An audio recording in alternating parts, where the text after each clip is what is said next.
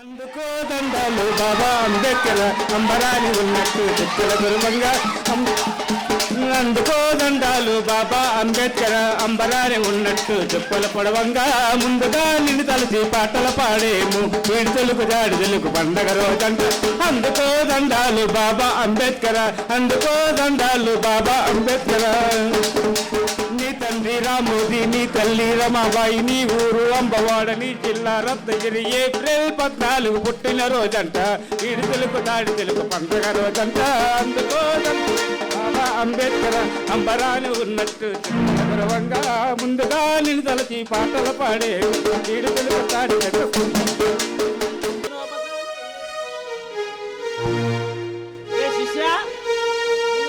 అన్ని తెచ్చావా? ఏదో ఒక్కొక్కటా తీసుకురా. ఏమిటది? ఇది ఆవు పేడ గురుగారు. ఆవు పేడ. అపవిత్రో పవిత్రో వా సర్వావస్థాంగతో పివా యస్మరే పుండరీకాక్షం సభాభ్యాంతర శుచి. వచ్చేనాయనా ఇంకోటి పట్టుకురా.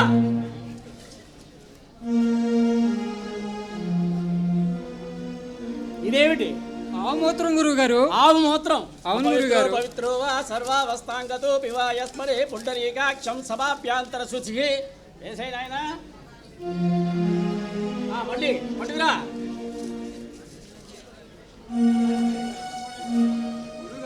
ఇదేమిటి? ఇది పెరుగు గురుగారు. పెరుగు. అపవిత్రో పవిత్రో వా సర్వావస్థాంగతో పివా యస్మరే పుండరీకాక్షం సభాభ్యాంతర శుచి. వేసాయి నాయనా ఇంకోటి ఉందా? పట్టుకురా తొందరగా. ఇదేమిటి? నెయ్యి గురుగారు. నెయ్యి. అపవిత్రో పవిత్రో వా సర్వావస్థాంగతో పివా యస్మరే పుండరీకాక్షం సభాభ్యాంతర శుచి. రక్షాలను అయిపోయింది నాయన. రండి గురుగారు. ఏమ్మా? మేము నాటకం చూడడానికి వచ్చాం. అవును. అంబేద్కర్ గురించి కాస్త విషయం చెప్తారని చెప్తే అవును. ఆ పూజలు ఏమిటి, ఆ పురస్కారాలు ఏమిటి? అమ్మా ఆగండి. ఇది చరిత్రలో జరిగినటువంటి ఒక వాస్తవ సంఘటన. దళితుల మీద నిమ్న జాతుల మీద వాళ్లకున్నటువంటి హక్కుల మీద జరిగినటువంటి దాడి యొక్క కొనసాగింపే ఈ యొక్క ప్రక్షాళన. మనం ఈ నాటకాన్ని చరిత్రలోకి వెళ్ళి చూద్దాం రండి. సరే.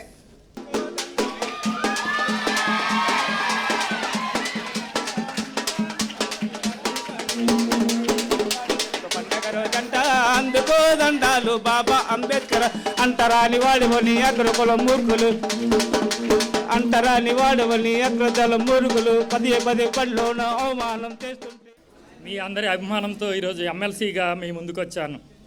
నాపై ఎంతటి ఆదరాభిమానాలు ఉంచిన మీ అందరికీ నా యొక్క హృదయపూర్వకమైన ధన్యవాదాలు తెలియజేసుకుంటున్నాను. ఎమ్మెల్సీగా నా పదవి పరిధిలో సాధ్యమైన సేవలన్నింటినీ నిస్వార్థంగా మంచి మనసుతో మీ అందరికీ అందిస్తానని మనస్ఫూర్తిగా మీకు తెలియచేసుకుంటున్నాను.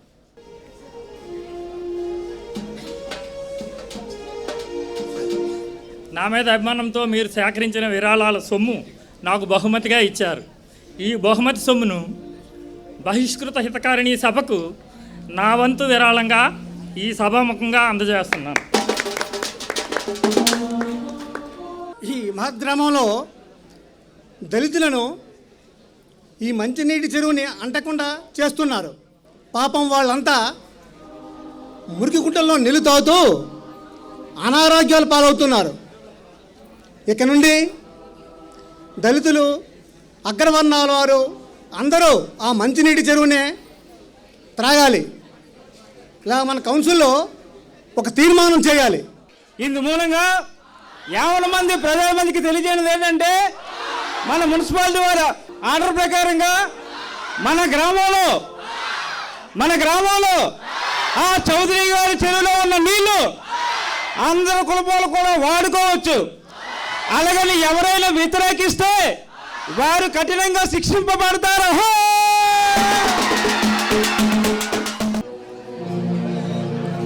ఒరే శిష్య,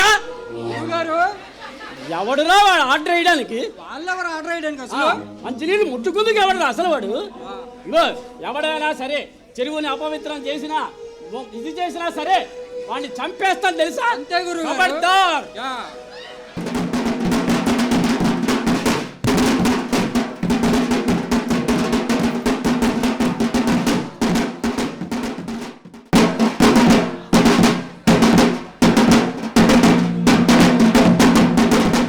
ప్రజలారా, ఈనాడు మనమందరం కూడాను ప్రపంచ మేధావి అయినటువంటి అంబేద్కర్ గారి యొక్క ప్రసంగాన్ని వినటానికి మనమందరం ఇక్కడ విచ్చేసి ఉన్నాము. డాక్టర్ బాబాసాహెబ్ అంబేద్కర్ ఉద్యమ నేత, జ్యోతిబాయి పూలే యొక్క ఆశయాల్ని కొనసాగించేవారు. మహిళల యొక్క, దళితుల యొక్క, అణగారిన వర్గాల యొక్క ఉద్యమ నేత. మీరందరూ కూడాను వారి యొక్క రాక కోసం ఎదురు చూస్తున్నారు. మనందరి కరతాళ ధ్వనుల మధ్య వారిని వేదికను అలంకరించవలసిందిగా కోరుతున్నాను.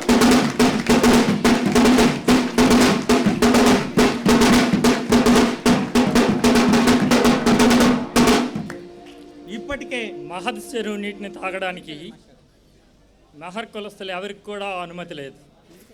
దానికి మున్సిపాలిటీలో తీర్మానం చేసి ప్రవేశపెట్టి ప్రభుత్వ అనుమతి తీసుకున్నప్పటికీ, దండోరా వేయించినప్పటికీ అగ్రవర్ణాల వారు ఎవరు కూడా అనుమతి ఇవ్వటం లేదు.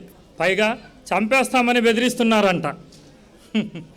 ఈ మహద్ చెరువు కోసం అక్కడి చాహత్ చెరువులోని నీరు మెహర్లందరికీ కూడా, దళితులకి, నిమ్న జాతి వర్గాలకి అందరికీ ఇప్పించడం కోసం ఈరోజు ఈ సభను ఏర్పాటు చేసుకున్నాం. ఈ సభకు కొలాబా జిల్లా మారుమూలలు అన్నిటి నుంచి విచ్చేసిన వాళ్ళందరికీ నా ధన్యవాదాలు తెలియజేసుకుంటున్నాను. సృష్టి మొదట్లో అసలు కులాలే లేవు. ఏ దేవుడు కూడా కులాలను సృష్టించడు కదా. ఇక్కడే పుట్టి, ఇదే భూమి మీద పుట్టి, ఇక్కడే పెరిగిన కొందరిని ఇంకొందరు అస్పృశ్యులుగా పరిగణిస్తున్నారు. ఇది అంత శోచనీయమైన విషయమో కదా. అగ్రవర్ణాల వారు వారికి వారే అగ్రవర్ణాలమని పేరు పెట్టుకొని నిమ్న జాతుల్ని, వాళ్ళ తాలూకా న్యాయమైన హక్కుల్ని కూడా హరిస్తున్నారు, కాలరాస్తున్నారు, అణచివేయడానికి ప్రయత్నిస్తున్నారు. ఇది అంత మాత్రము సమర్థనీయమైన అంశం కాదు. నా బాధంతా సంఘ సంస్కర్తల గూర్చి. సమాజంలో ఎక్కడ ఏ దురాచారం జరిగినా సరే గొంతు చించుకొని మరీ ఖండించే సంఘ సంస్కర్తలు ఏ ఒక్కరు, కనీసం ఒక్కరంటే ఒక్కరు కూడా దశాబ్దాలుగా ప్రజలను పట్టి పీడిస్తున్న ఈ అస్పృశ్యత దురాచారం గురించి గొంతెత్తకపోవడం శోచనీయం, ఖండించవలసిన విషయం. అందుకే ఈ అగ్రవర్ణాల పెత్తనాన్ని ఎదిరించడం కోసం, మన తాలూకా ఐక్యతను ప్రకటించడం కోసం రేపు మహద్లోని చాదర్ చెరువు దగ్గర మనమందరము సమావేశం కావాలి. మన తాలూకా ఐక్యతను ప్రకటించడానికి ఇదే మొట్టమొదటి అడుగు. ఇది మనందరి హక్కు. దీనిని ఎవరూ ఆపలేరు.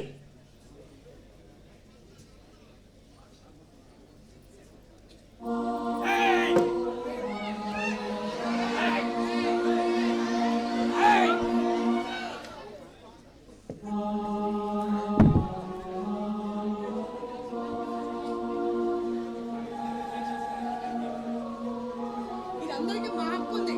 ఇలా నీరు తాగే హక్కు మాకు ఉంది. మాట్లాడగమ్మా, మాట్లాడకు. ఏంటి మాట్లాడద్దు? మీరేనే మనుషులు, మేము కాదా మనుషులు? సరా ఆ? వాళ్ళని కొంచెం తగ్గమని చెప్పండి.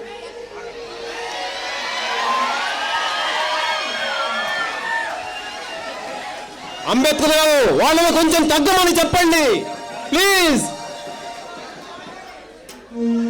కొడుతున్నది వాళ్ళు, ఆయుధాలు పట్టుకొని వచ్చింది వాళ్ళు. ముందు మీరు వాళ్ళకు బుద్ధి చెప్పండి. మా వాళ్ళు అకారణంగా ఉద్వేగానికి, ఉద్రేకానికి గురయ్యే వాళ్ళు కాదు. వారే గనక నా అనుమతి కోసం ఆగకుండా తిరగబడి ఉంటే ఏం జరిగేదో మీకు తెలుసు. ప్రజలారా, చిరిగిన చొక్కా అయినా తొడుక్కో, ఆ డబ్బుతో మంచి పుస్తకం కొనుక్కో అనేది ఒక లోకోక్తి. మానవ విజ్ఞానాన్ని పదిలపరిచే నిధి పుస్తకం. పుస్తక అధ్యయనం ప్రపంచం యొక్క గతిని మారుస్తుంది.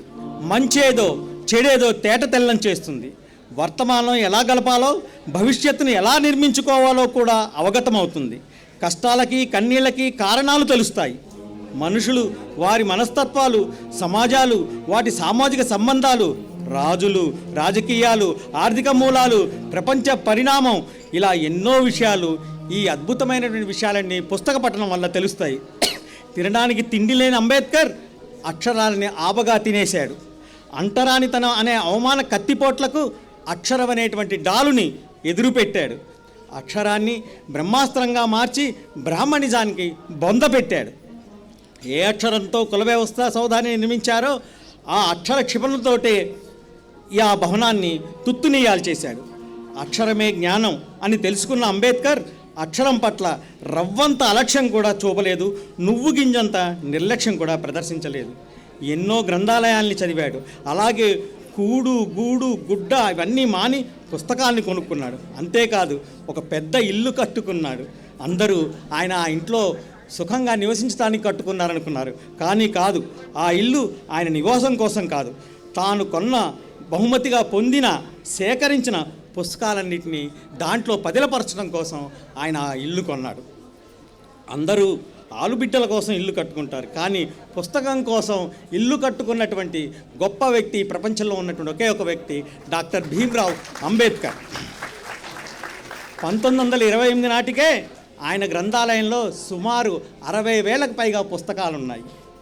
ఒకసారి బెనారస్ యూనివర్సిటీ కులపతి పండిత మదనమోహన్ మాల్య అంబేద్కర్ గ్రంథాలయానికి వచ్చి, మీ గ్రంథాలయం నాకు ఇస్తారా, నేను మీకు 2 లక్షలు ఇస్తాను అని అన్నాడు.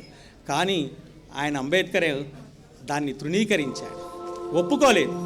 కారణం, ఆ రోజు ఉన్నటువంటి 2 లక్షలు ఆయన తీసుకునేటట్టయితే కనుక ఈరోజు దాని యొక్క విలువ ఎంతో తెలుసా? సుమారు 75 కోట్లు. గ్రంథాలయాన్ని కోల్పోతే నా జీవితాన్ని కోల్పోయినట్టే అని అన్నారు అంబేద్కర్. అంటే మనిషికి జీవితం కన్నా విలువైంది ఏదీ లేదు. ఎంత తెగించి అయినా సరే, వెచ్చించైనా సరే, ఎంత డబ్బు ఖర్చు అయినా సరే మనం మన జీవితాన్ని కాపాడుకుంటాం. కానీ అంబేద్కర్కి పుస్తకమే ప్రపంచం, పుస్తకమే లక్ష్యం, పుస్తకమే ఆయుధం. పుస్తకాలు చదవటం వల్ల జ్ఞానం వస్తుంది, తెలివితేటలు పెరుగుతాయి. ఈ తెలివితేటల్ని సమాజహితానికి ఉపయోగించేవారు కొందరైతే తమ స్వార్థం కోసం ఉపయోగించుకునేవాళ్ళు కొందరు. శీలం, మంచి ప్రవర్తన, మంచి కార్యాచరణ గలవారిని మనం ప్రజ్ఞాని అంటాం. అలాగే ఉపయోగపడేదే ప్రజ్ఞ, సమాజానికి ఉపయోగపడేది గొప్ప ప్రజ్ఞ. శీలం లేని జ్ఞానం ప్రజ్ఞ కాదు, శీలం లేని జ్ఞాని ప్రజ్ఞాని అంతకన్నా కాదు. ఏ విషయమైనా వినగానే చదవగానే దాన్ని తర్కించకుండా మూఢంగా నమ్మటం, మూర్ఘంగా నమ్మటం నేటి ఆచారం అయిపోయింది.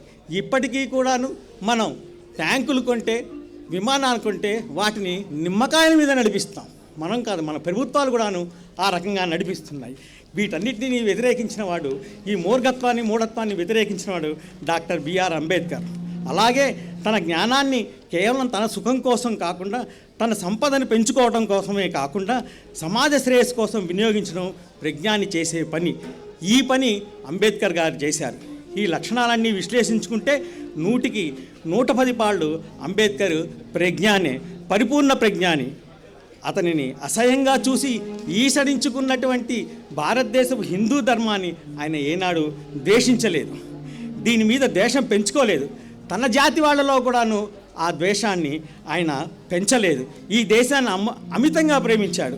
మహోన్నత భారతదేశాన్ని కలలు కన్నాడు, రూపశిల్పి అయ్యాడు. అందుకనే అద్భుతమైనటువంటి రాజ్యాంగాన్ని రచించాడు. Thank you.